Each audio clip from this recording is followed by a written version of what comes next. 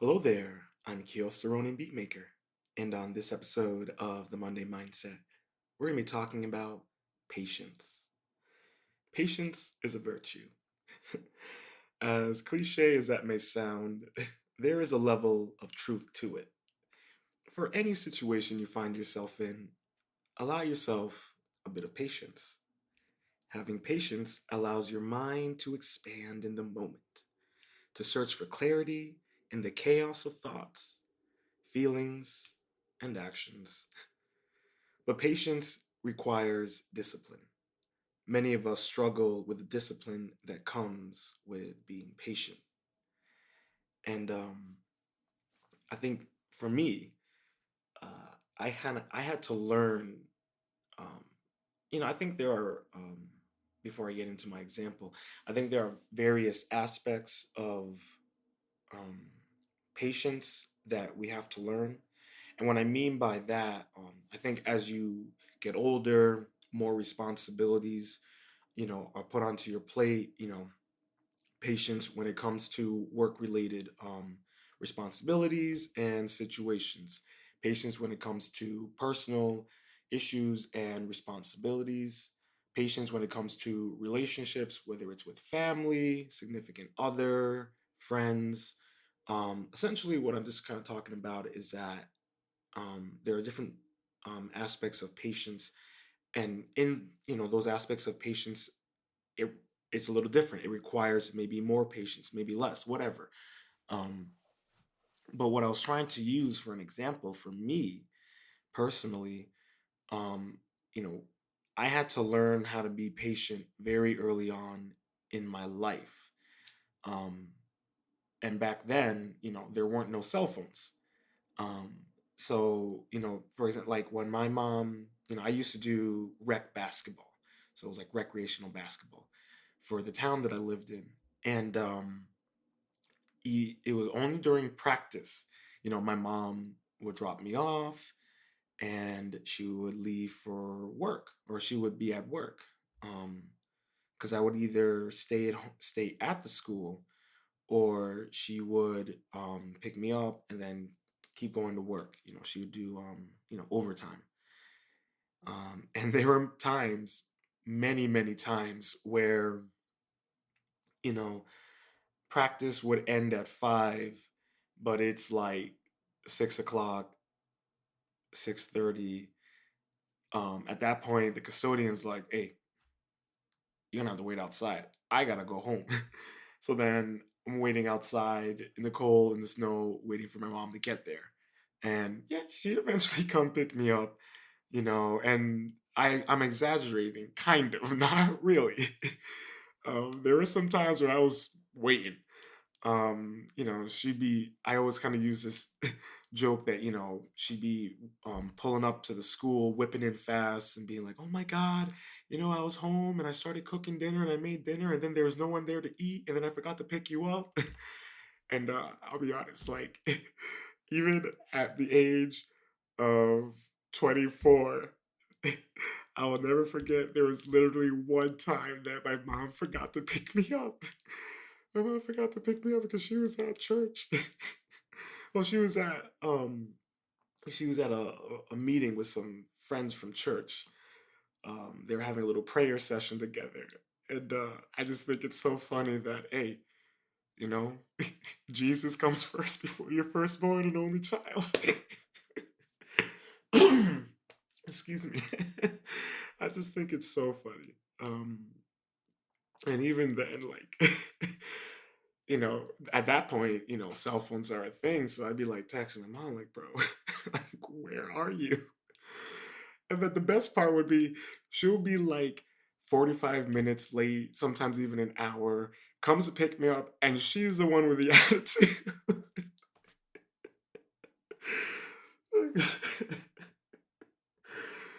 Oh God. Um, but all I'm trying to say is like patience is not an easy thing. And even in those moments, like I would be, upset and frustrated with my mom, but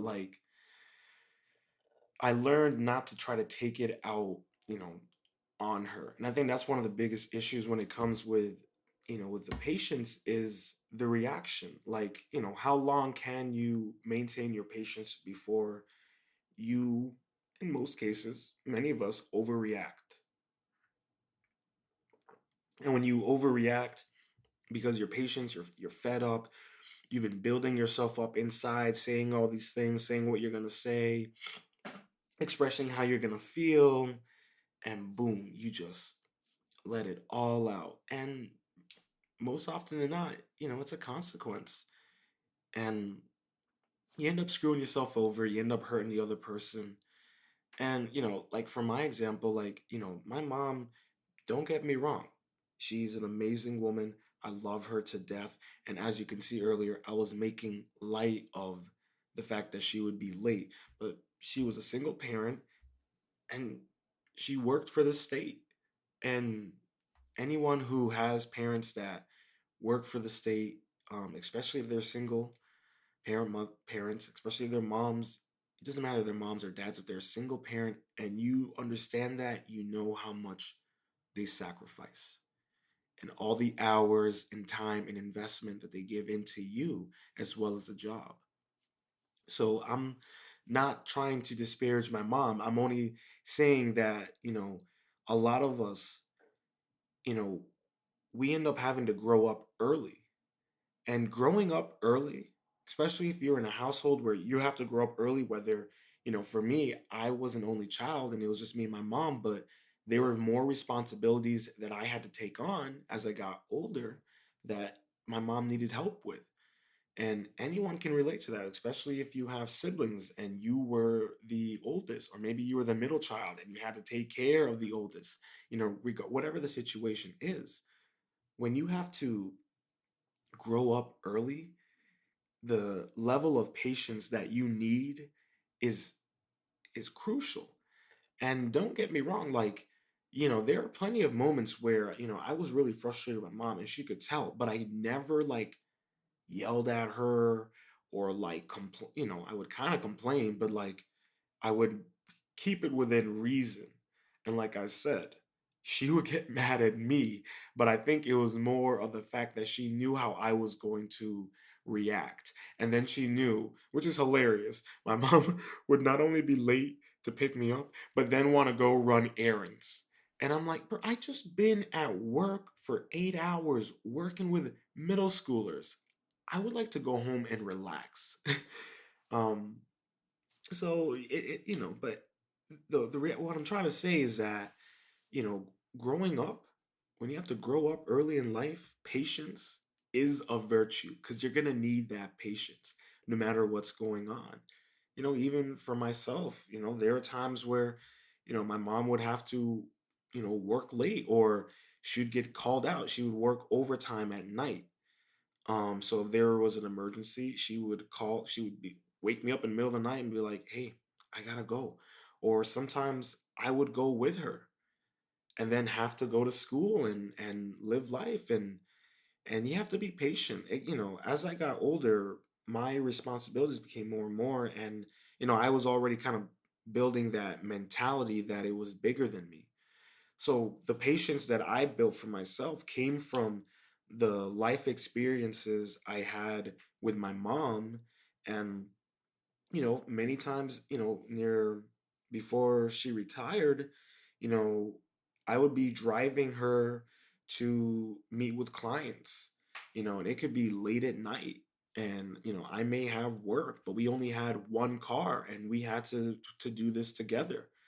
And I'm using these examples to show you where my patience came from, the experiences that I had where there really wasn't any other option. I had to be patient. Now, like I said early on, there are different aspects of patience, and this was one form of patience that I learned with my family.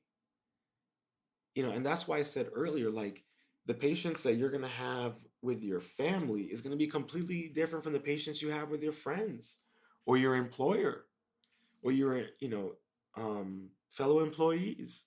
So, but that doesn't mean that you can't translate that patience to other aspects of your life that you're struggling with in terms of patience.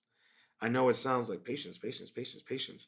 I feel like the meme from Always Sunny in Philadelphia, just connecting everything together for the about the mail. But like the patience that I learned with my mom, it helped me learn how to translate that into working with kids when I started having a job. And I worked a lot with kids. I worked in the special services, and I did a lot of volunteer work working with young kids, if they were special needs or or not. So I understood, you know, being patient with my mom because um, the fact is that like my mom, as she was getting older, I had to kind of slow down myself.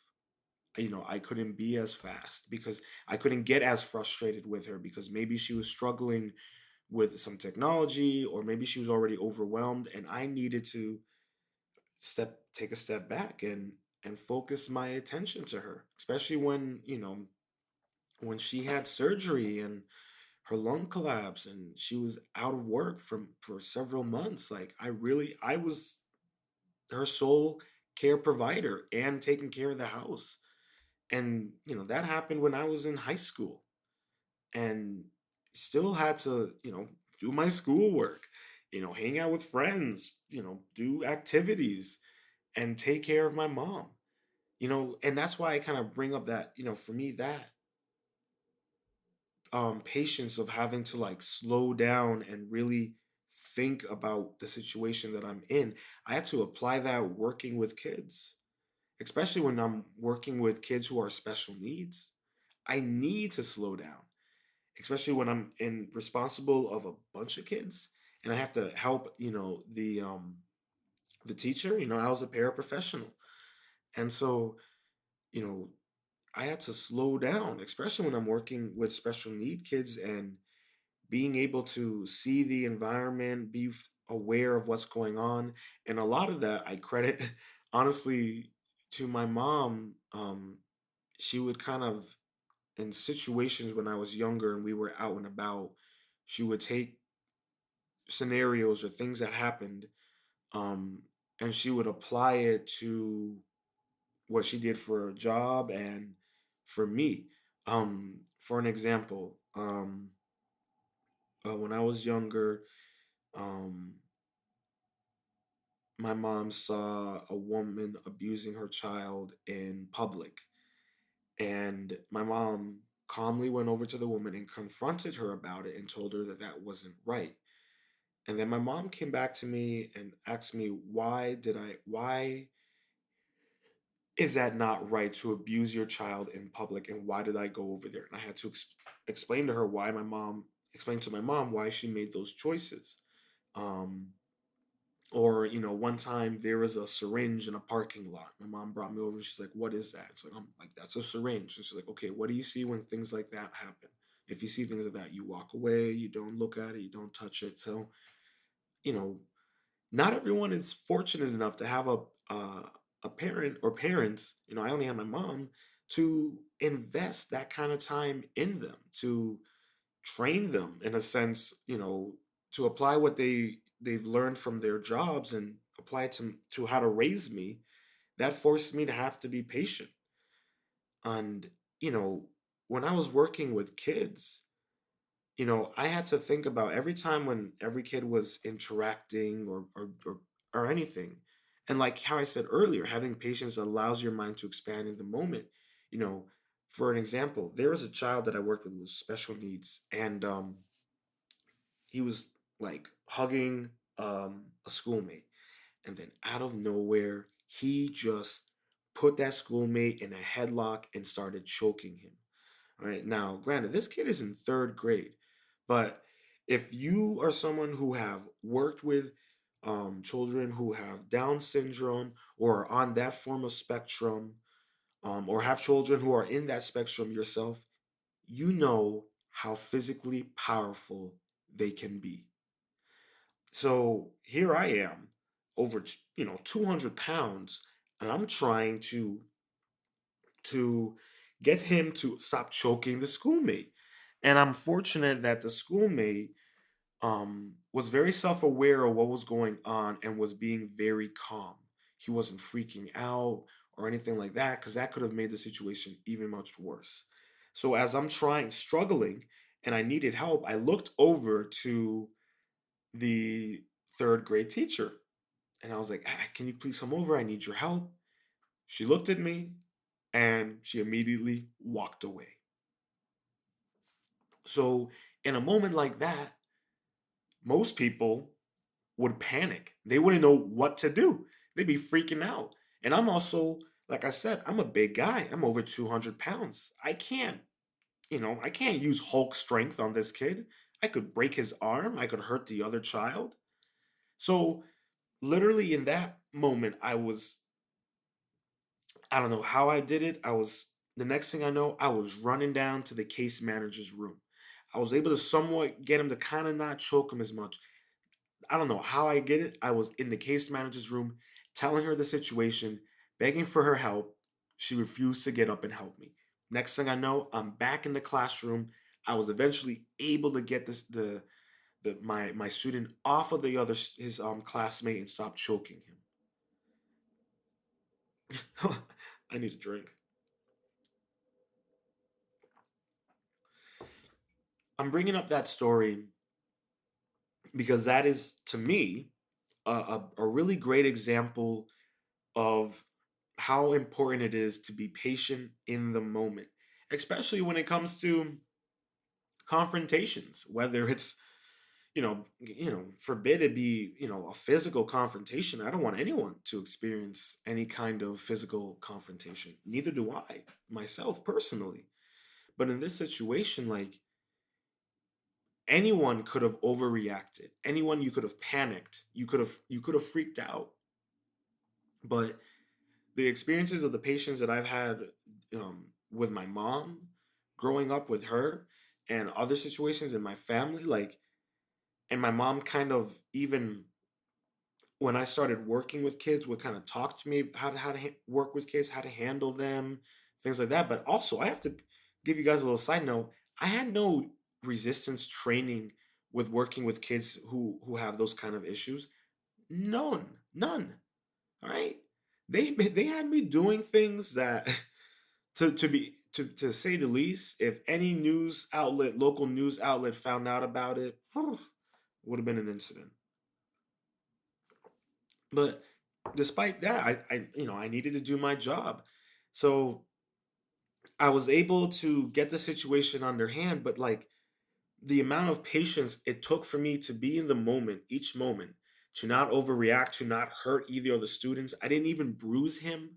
And that was another thing I had to take into consideration. Like, I don't have any resistance training in this. I'm not certified to do any kind of resistance training. So if I bruise him or anything like that, that's it. That's a wrap. My job is over. There's no protection. There's no protection. Working in the education system, working as a paraprofessional, the even as a teacher, there's just no protection anymore.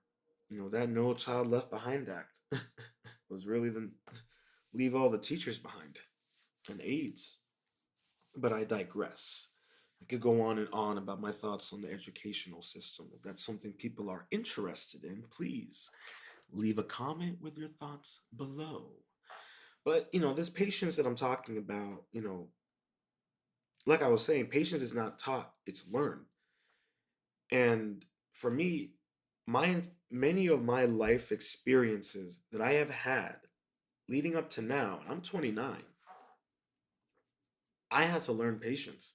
And don't get me wrong, like I was saying about this patience when it comes to work. I could, there was when I kept on working in the school system for years. And when I started working in high school system, um, I was working with a child, a young boy, a young man, I should say, because he was in eighth grade. And you alive over there, Pablo? All right, Pobs is alive. He was transferring. Oh man, you okay? You good? He's an old man, so yeah. Occasionally, he's coughing up what little life he has. um, but he was transferring over to high school, so I had to start working in the high school system. And let me tell you, middle school is easier. Working in the high school system, no, the patience for that. Oh boy, you gotta have some real good patience. I'll tell you. And I'll tell you, some of those teachers, they didn't have any patience whatsoever. But that kind of that's just in that environment that I was dealing with a lot of there was a lot of tribal mentality, a lot of tribalism um, working there um, in that school. And I worked in the special ed department, and there was, you're either in or you're out with certain groups of people. And there was a certain individual there who made herself the queen of the special education department, and would strong arm, people. She literally got people fired um, because she didn't like that they weren't doing what she said. Um, and I could get into details, but I had to I had to have patience in the fact that working in the school system, especially in high school, there were so many unknown variables. Um, and there, I was working more with other teachers, working more with more aides. So I had to learn the patience of you know social interacting with coworkers who don't like you, and they don't like you because they see you as a threat to the power structure that they're trying to create, or they hate their job and they see how casual and laid back you are and that everyone likes you, um, and they don't like that. They don't like that you stand up for yourself and that you protect your job. And I was dealing with that, so I had to also be patient of the fact that these people would bully me. They would try to get me in trouble. They would try to make me do things that were actually their job, their responsibility. And I would stand my ground, and that was something that wasn't easy for me. And I'll be honest, that job, it took out a lot of self-confidence I had in myself. um, I really was beaten down near the end of the near the end of the year. The last year that I was working there was the hardest year. And by the end, I was beaten down. I was done. My confidence had just been depleted because I went from one tough situation in the summer into another one. They were both very similar in terms of working with kids, and both of them I had to leave on my own terms. Someday I'll get into that story. Um, but I bring up all of these life experiences because you know they teach you patience. They teach you so many other so many other life lessons. But if you're one of those people who still are struggling with patience, and even people around you are telling you about your lack of patience, um at that point it requires your willingness to change your mindset. And that's the reality when it comes to anything in life. Any goals, any responsibilities, any life changes, you know, you got to get into that mindset of willing to and wanting to make that change, and wanting to be a more patient person, and wanting to learn the patience from your life experiences and not be ignorant towards them. You're going to have to take that time and get into that mindset. Whether that means, if you can afford it and If you have insurance, maybe that means getting into therapy. That's one possibility. Or you can start reading books on patience and the virtues of patience and how to be more patient. You can start meditating. I mean, that's I do that every single day, meditating. You can even pick up yoga. I do yoga every day, you know, 30 minutes to an hour. So and I'm just starting, with yoga. Keep in mind, I don't want you guys to think I'm some guru. I'm just starting. But those are ways to help you with your patience. Picking up a hobby. If you're struggling, and like I said earlier on, if let's say you have patience, perfect, great patience at home for all the home situations, you have great patience, but at work, you're struggling. Okay, well, then you need to find a hobby, find something that will teach you that patience. Because, whatever you're struggling in with that situation, find a hobby that can relate to that kind of patience. Maybe, dealing at work with social interactions. Maybe that means going online and playing a video game with groups of people, whether that's, Call of Duty or Among Us, any of those group games, you know, that requires patience because no one's gonna want to play with a jerk. No one's gonna want to play with someone who's constantly impatient and rushing and getting on everyone's ass. So if you're gonna start, especially playing with complete strangers, they will call you out. They will harass you. They will troll you. So and then you're gonna get a rude awakening. And be like, oh, well, damn, maybe I really need to settle down a little bit. So you need to find things that you know that can teach you to be more patient, or take the things in other aspects of your life that you're patient about and see if there's any commonalities with what you're struggling with, whether it's work or with your relationship with a loved one. See if there's any commonalities that maybe you can take there and apply to the other aspects of patience you're struggling with. But like I said, that takes changing your mindset. That means taking a, as I like to call it, a deep dive within yourself. You're going to have to take a deep dive within yourself to figure out why you struggle with patience.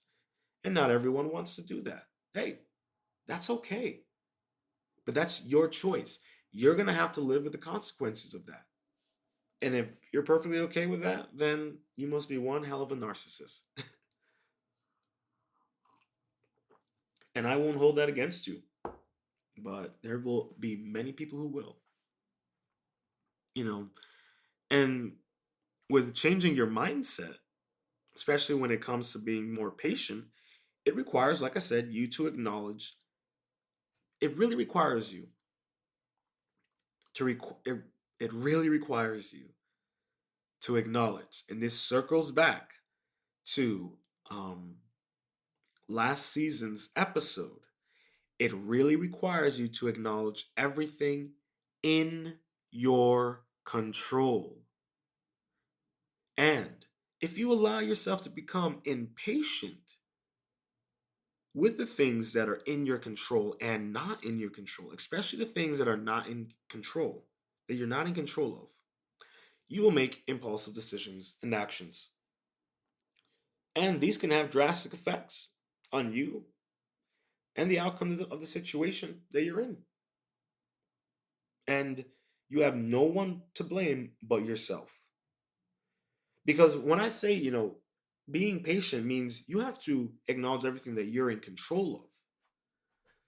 All of the situations that I brought up, especially the one with the student, the only thing I was in control of in that moment was how I reacted to the situation. Do I panic? Do I get angry? Do I start screaming? Do I use brute force to restrain this kid and use my anger and hurt him and the his classmate? Or or do I take a moment to breathe in the moment? I had three choices. Two of those were impulsive decisions, impulsive actions, because rather than taking a moment to breathe, to be patient, I would react irresponsibly. You can look at a samurai battle. I mean, I use a perfect example. If any of you watch Star Wars: The Mandalorian, spoiler 3, 2, 1, Ahsoka Tano and the magistrate of the planet had a battle. Now, the reason why I'm bringing that up is that if you look at sword battles, any sword fights, you can watch classic samurai films, Kurosawa films, The Seven Samurai, Yojimbo, whatever you want to watch, any of those films, even recent ones, 13 Assassins, any of those, anything, any sword battles, even animated sword battles, um, even Dragon Ball Z martial art fights. You have to be patient in those moments, even when you're moving fast. Even if the sword is swinging, there could be bullets flying, whatever. There could be fists flying. You have to be patient as well. You can't be impulsive. You have to react to the reactions that you're seeing. You have to be in flow. You have to be in the moment. But you have to be calm. You have to be patient about it. When I was struggling with that child, I was calm. I was patient. Was I scared? Yes. Was I nervous? Yes. But I was patient. And because I was patient, I was able to think more clearer. I was able to make better choices. Because in those kind of moments, a man my size, he could react in a bad way and hurt a child, lose his job, his reputation, could end up in jail. So many things. Those moments when you feel impatient, when you feel impulsive, you have to take a moment and breathe. But this takes training. This takes effort. This takes meditation. If you really want to help with your patience, meditate every single day or have a mantra. In those moments where, you're feeling impulsive or impatient, or you're having negative thoughts or in the moment, from use that mantra, come up with a mantra, say it, repeat it. But it takes practice because, the thing about patience, especially when you take a moment in the patience to look at a situation from an outside perspective. All right, think about that. When you're patient, you're looking at a situation from an outside perspective. Because when you're not patient and you're just in it, you're in it. You're only seeing what you want to see, the blinders. You got the blinders up and you're just going straight ahead. But when you're patient, the blinders go off because you're able to actually see around you. You're able to see what's going on. And that is the most important thing because it will give you the necessary clarity and help to make a better decision, even if that is a millisecond of a moment. That patience can change everything. And being in the moment, moving with flow is also being patient. Letting things, focusing on what you can control and just trusting the process, that's patience. That requires patience. Are you willing to invest the time into that patience? And you have to also remember that, like, don't take it as I'm some expert in patience and that, I can just be patient and wait for anything. No. All right. You have to remember that this is something that you will continually learn and improve on. All right. It's not something that's set in stone. Everything that you will learn to make you a better person is not set in stone because you have to keep on working on it. You can't say, oh, well, I have achieved the ultimate level of patience. All right. Super. You can't, you can't say that. You know, I'm ultra instinct patience. No, don't work like that. Um, it doesn't work like that.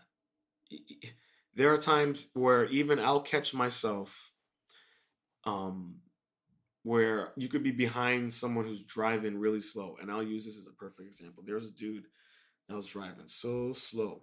All right, it took all of my strength, all of my patience, not to just whip across the other side of the road, um, to do it. And there are times where I could have done it. It would have been risky, but I could have done it. But I didn't do it until we got to a split in the road, and one way it went left, and you got to keep on going straight. And I booked it and cut him off. But anyways, listen. The point I'm trying, the point I'm trying to say, the point I'm trying to say is I'm still learning. We're all still learning. All right. I didn't cause an accident or anything like that, but I did speed up really fast and make sure I had enough distance so I can get over. And it didn't even matter because I was like 100 feet from my destination, and even I knew it didn't matter, but it felt so damn good. Oh god. So I think that's the only reason why I did it. I was like, yeah, I've been patient this far. I need to fucking book it. Apologize for my language. But like I'm just saying, is like you what's great about being patient is just seeing the outside perspective, you know, and it's something that you continually learn. Like I just gave you an example of something that happened a couple of weeks ago. You're gonna continuously learn how to be patient. And I even acknowledge afterwards, I'm like, that was stupid. And that's the best part. If there are moments where you become impatient and you make a decision, it doesn't matter what it is. If you can acknowledge that what you did probably wasn't the best idea, or you should have waited, be proud of yourself because at least you're holding yourself accountable. And that's the most important part, holding yourself accountable. That is holding yourself accountable is key in the art of living, just as much as patience is key in the art of living. And, for me, I pride myself on being a patient person. But that doesn't mean, like I was saying, where I don't have moments where I'm feeling impatient or impulsive. And I do. And most often than not, I'm good to not act on those moments. And other times I'm not. And I acknowledge it and I move forward from the mistake because you have to move forward. I'm learning and I'm getting better at not um beating myself up. That's something that I am an expert at. And that, I acknowledge, and not everyone does this, but you have to acknowledge that the feelings that you work towards retaining patience is is instrumental. It's so important to yourself because you have to acknowledge in those moments when you're being patient, and maybe it's a situation where you're normally not impatient. Be proud of yourself. That's all I'm trying to say. And that is in many ways self affirmation. That's self care. That's self love. Wow. You know what, man? I was waiting in line today, and I didn't complain. I didn't even complain to the cashier. I just waited, even though it took 15 minutes. I paid and I was out the door, and I didn't even complain or anything. Be proud of yourself for that. Not everyone can do that. And you didn't like suck your teeth or be, kind of passive aggressive to the cashier. And that's the worst part about being impatient is you start becoming passive aggressive. How many of us, when we start becoming impatient, we become super passive aggressive towards family, friends, strangers? Like I said, it could be the cashier, it could be the bus driver, it could be the waiter, the waitress. I mean, think about that. And that's, passive aggressiveness. Being passive aggressive sucks. Anyone who's like that, like, you got to work on that. Please, please, please work on that. And if you're someone that's struggling with it and you're trying, I believe in you. Keep on working on it. I believe in you. But that's something that frustrates me about being impatient. And even with myself, you become passive aggressive. And that's not healthy. And that is a, probably the most important reason why anybody needs to work on everybody, I should say, everybody needs to work on their patience. Because when you become impatient, impulsive, you become passive aggressive to everybody. I don't care who you are, you know it's true, you know it's a fact. And that's all I got to say about that one. But you got to remember that you're always learning. And the characteristics that we pride ourselves in are our strengths. Our strengths. Bleh, can't talk today. And they can always be improved. And you know what? The best part about our strengths is you can take some of that strength and you can apply it to your weaknesses. There's nothing wrong with that.